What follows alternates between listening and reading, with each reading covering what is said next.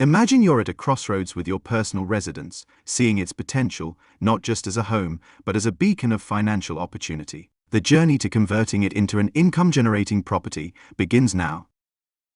First off, let's decipher the code, Subsection 45(2) of the Income Tax Act. This is your golden ticket to deferring the capital gains tax that looms over the conversion from personal use to income producing.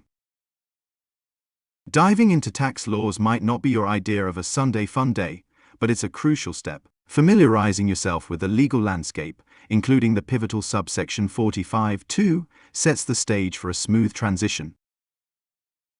Now think of the Canada Revenue Agency (CR) as an ally, not a foe. Informing them about your property's new role in the economic theater is more than a formality, it's a declaration of your savvy investor status.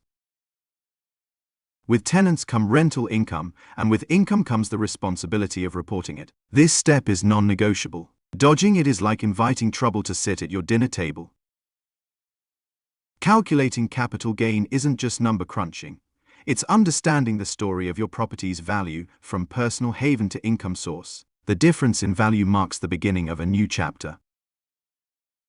The principal residence exemption. Think of it as a protective cloak for your capital gain. If eligible, it can shield you from the tax implications of your property's transformation. Subsection 45(2) election isn't about politics, it's about strategy. Choosing to defer the capital gain keeps the tax man at bay until the property's sale, offering you financial breathing space. Record-keeping transforms from a mundane task to an essential ritual. Every receipt, every repair, every rental agreement becomes a piece of the puzzle in your property's financial narrative. Seeking professional advice isn't admitting defeat, it's arming yourself with expertise. In the labyrinth of tax laws, a guide can be the difference between a misstep and a masterstroke.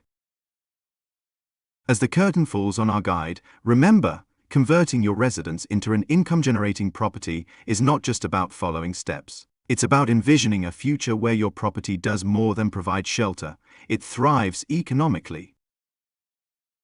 With the right knowledge and actions, from understanding Subsection 45(2) to consulting professionals, you're not just making a change in property status. You're stepping into the role of a savvy investor, ready to navigate the complexities of tax laws and reap the rewards of your foresight.